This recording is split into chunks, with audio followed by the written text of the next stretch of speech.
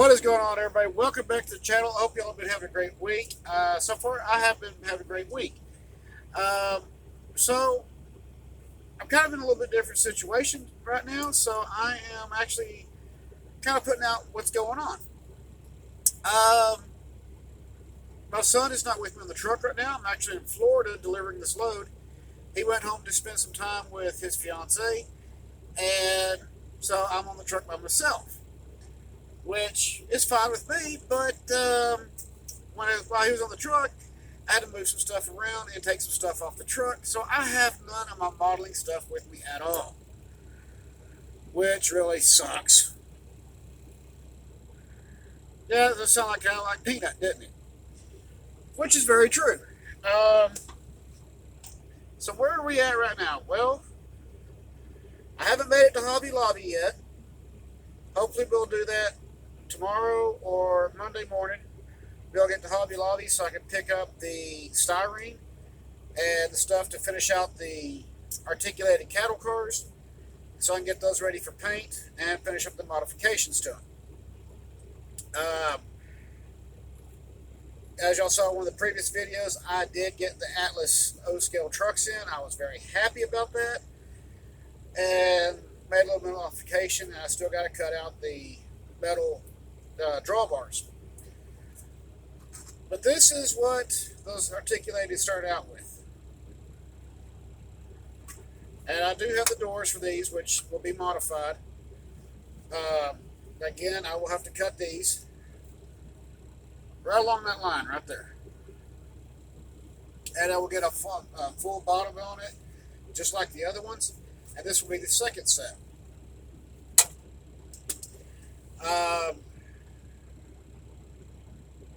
So that's really cool. The train's coming along. The cattle bearings curve is almost done. Only thing I need to do is pinstripe it, letter it, clear coat it, and add a few under details to it. It'll be ready to go. So I'm also looking at a couple of other cars as well. I got a line on some British cars, and I am a fan of the Orient Express over in Europe.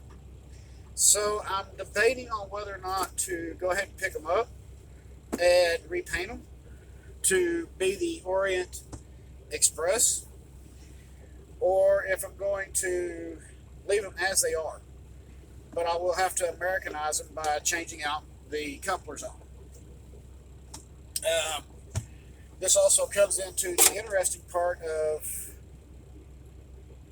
what do you do coupler wise, because their couplers are a little bit different on these models. A couple of them have the old, little hooks like this that hook in like that. They are O scale, and a couple of them actually have the old Lincoln pin, not Lincoln pin, but the old loop couplers. So they would have to be modified to run under that, which also brings me to I got to have a different locomotive to pull them. Would it be another E60? I don't know. Would it be a steam engine like a Hogwarts Express being repainted? I don't know. The other thing I'm looking at is I found some Atlas O-scale Horizon Amtrak fleet cars. These are not the M fleet. Those that have that like bubble shape that a lot of people see today, they're a good car, but in the Dallas area we call it the pregnant passenger car. I don't like them, but a lot of people do. Beautiful car. They're great for comfort. The Horizon is more a kinky Cheryl car. Okay. The Atlas O Horizon Amtrak cars, what a lot of people don't realize is that Kinky Cheryl sold these in kit forms, not only to Mexico, Middle East, Europe, and here in the States.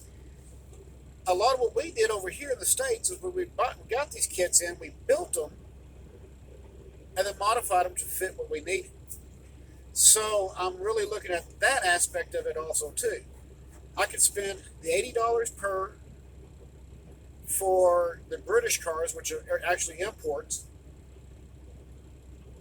or I could get the Atlas O scale. And I should be able to get about both of them for about the same price as one British car. I don't know yet. And I haven't decided really too much which way I want to go with that. Next year, there will be another locomotive coming to the layout. Maybe another E60, because I really want to get a fleet of those, at least 3, maybe 4. Or another steam locomotive. If I do a steam locomotive, that will pull the F&M excursion train, which I'm currently getting close to finishing up, but I'm still working with certain aspects of it to finish it up. Also, January of 2024, the track will no longer be seen on the floor. I'm actually going above.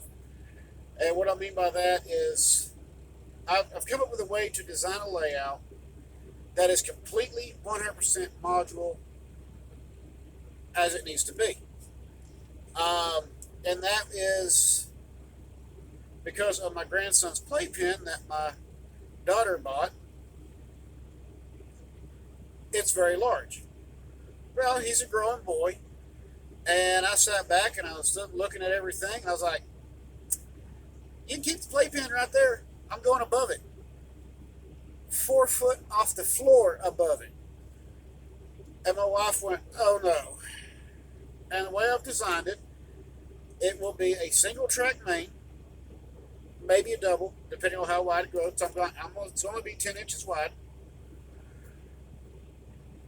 Going down 18 feet one wall, make the loop, 16 feet across the other, make the loop, come back another 18 feet, and then make the loop. What I'm looking at, the way to do it, is each section will have its own power section. The corner pieces, which are going to be custom built for the, it's actually going to be a bookshelf, a corner bookshelf like this, but split, so that once we move to our forever home, the layout itself can come down and just those corner pieces can be lifted off, and then the other bookshelf can go right back on top of it and set down, and it's completely done. And I've got an idea for that one as well, what I'm building it out of.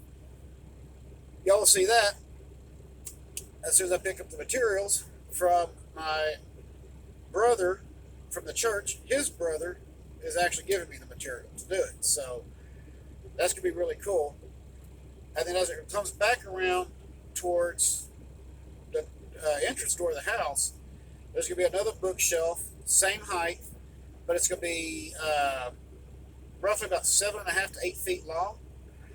It will be at least 3 feet wide, and that will house the double track, single or double, depending on how to do it, along with maybe a siding, some other stuff just to kind of mix it up a little bit on the layout. And then from that piece to the first loop piece over here, there will be a drop-in section that will be allowed to drop in to make the connection as a full loop, lift it out, you can slide it right back into the bookshelf, and it becomes a display piece. And that as well will also be utilized as a display for the trains. And then once we move, it can be redone to completely be a bookshelf again. So everything's going to be completely modular and made to be able to come apart. It's going to be made so that once we move, each piece is disconnected, lifted up, legs folded up underneath it, and can be walked right out the door. So I'm looking forward to that. And also, next year I'm hoping to be able to start doing a live stream. Whether it's just running trains or, doing a live stream while I'm doing some modeling or something. I'm not going to do a lot of detail work on the module layout right now. Because I just don't feel like it's going to be worth it just to tear it back apart. Track-wise, a lot of you have started seeing there has been a transition between the tubular and the Lionel Fast Track. Yes, there has been a transition, and yes, I am starting to go to Lionel Fast Track. I would like to do Gargraves, to be honest with you, but unfortunately, Gargraves could be a little bit more pricier than what I want. And Lionel does make a very nice fast track. If you hook your connections up right, you have a very strong connection, and you can still weather it. You can still put ballast down to cover up the plastic. But I'm looking at other ways to quieten it down as well.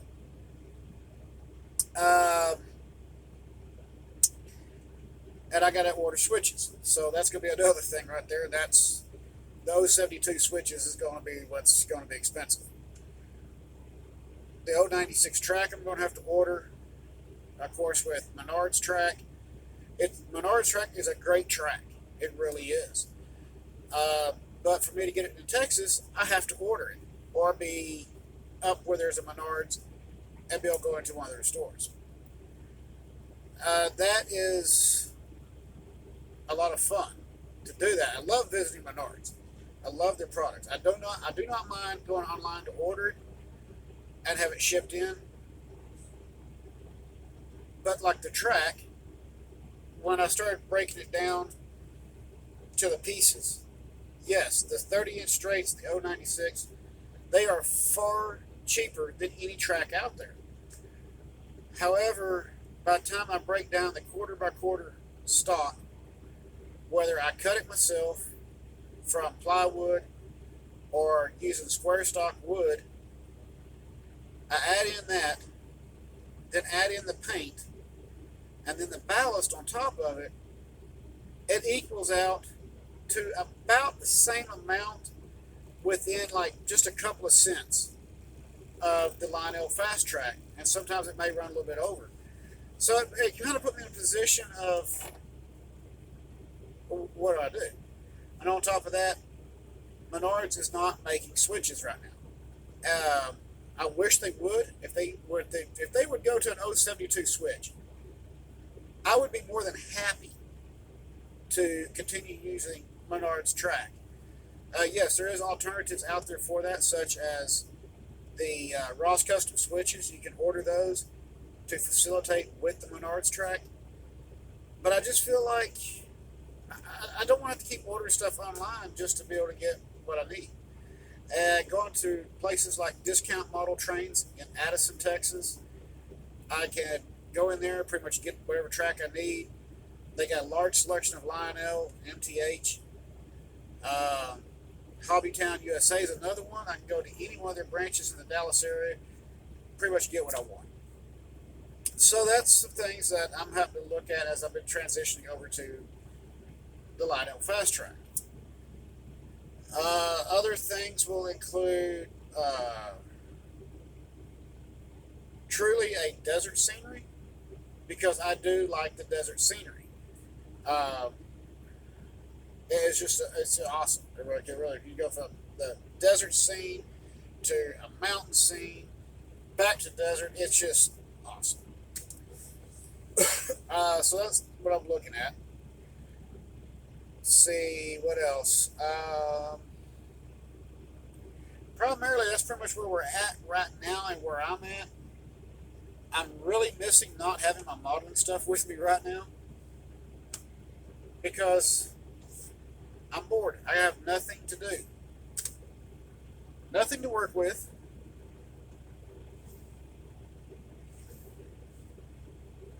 So what do?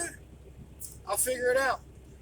But there's some updates. I just got off the live stream with RGJ Trains over in Britain. Very, very cool people. If you haven't gone and checked out Rob and Grace, again, their channel is RGJ Trains. Go check them out. Give them a thumbs up. Hit that subscribe button for them. Awesome, awesome people. I love the live chats. It's the highlight of my week, because you never know what's going to be talked about on there. It may be going from scenery, trains, innuendos, to you never know. And it's an exciting time being on their chat. So that was very nice. And of course, every time I jump on there, you always hear Grace and Rob, "Hey, that's King Julian. I like to move it, move it." You know, it is great. You know, I love it. Uh, so yes, just go check them out. I mean, they are hilarious. They're great people. Everybody on there's great. Rob said it best. This is community. Whether you're in HOOONZOL, G scale, fine scale, whatever it is that you're into, the community as a whole is just a great, great community. And Rob couldn't have said it even best tonight. So to Rob and Grace, you guys rock. I enjoy your live streams and the commentary and the camaraderie on the channel. Absolutely awesome.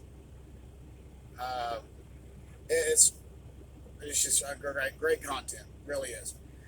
As always, please keep the shiny side up, rubber down. Please be safe this weekend. And I will see y'all on the next video, hopefully tomorrow. I'm going to try to get by a Hobby Lobby to pick up some materials. And maybe try to find a train shop while I'm in Florida. Who knows? As always, again, please stay safe this weekend.